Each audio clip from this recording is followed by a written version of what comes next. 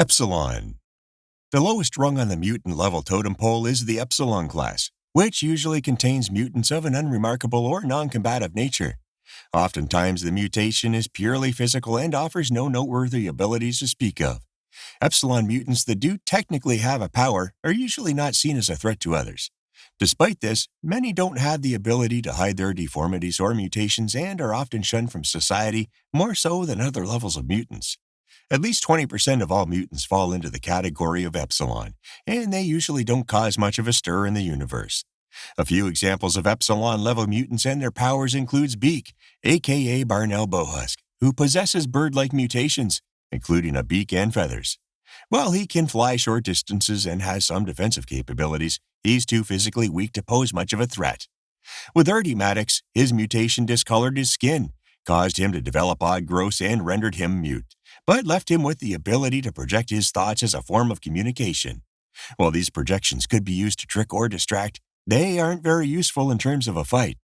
However, while all Epsilon mutants are viewed as weak, the strongest of the bunch may just be Robert Herman, alternatively known as Glob Herman. While Glob might not be laying waste across a battlefield, he's able to survive exceptionally long thanks to his mutation.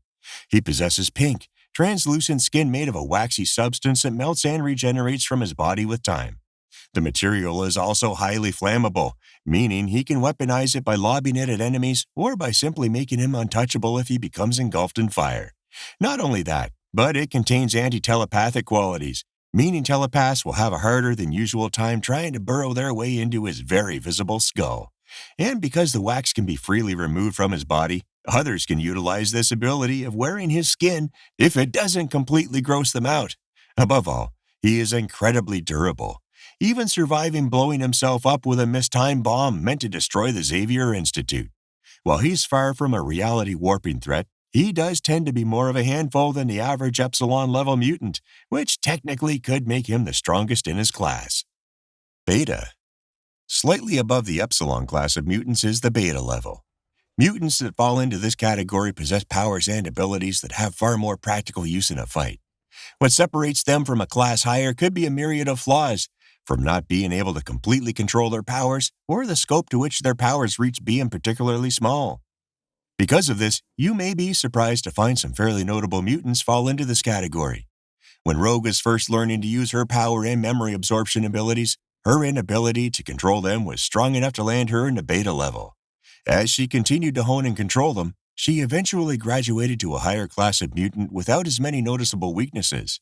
Some of you may be shocked to learn that Wolverine is technically considered a Beta-level mutant. Sure, an indestructible skeleton and near-flawless healing factor sounds incredibly powerful, but the issue lies in the ceiling of these powers.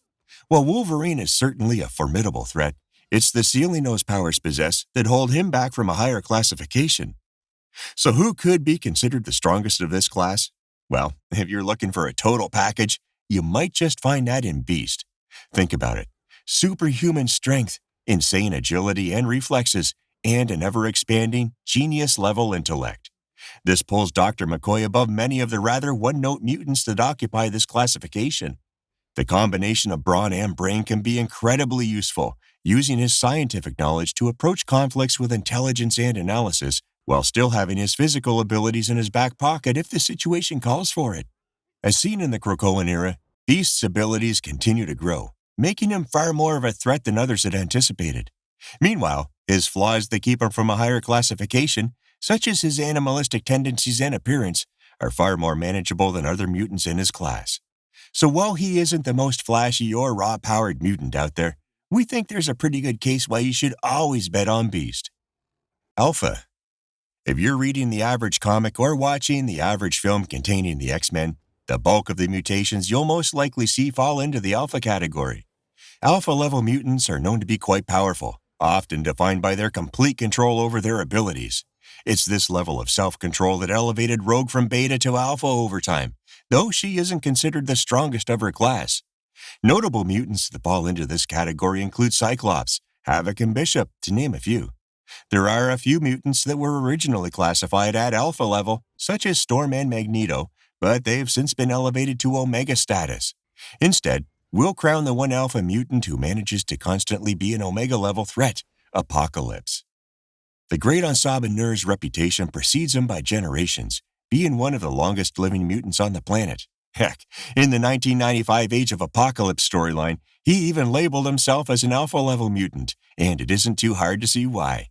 He possesses everything from molecule manipulation, energy projection, inhuman strength, and the big one, immortality. To make matters even worse for the X-Men, Apocalypse has also melded his body with celestial technology, which has opened the door for him to not only adopt new powers, but to also bestow them upon his followers.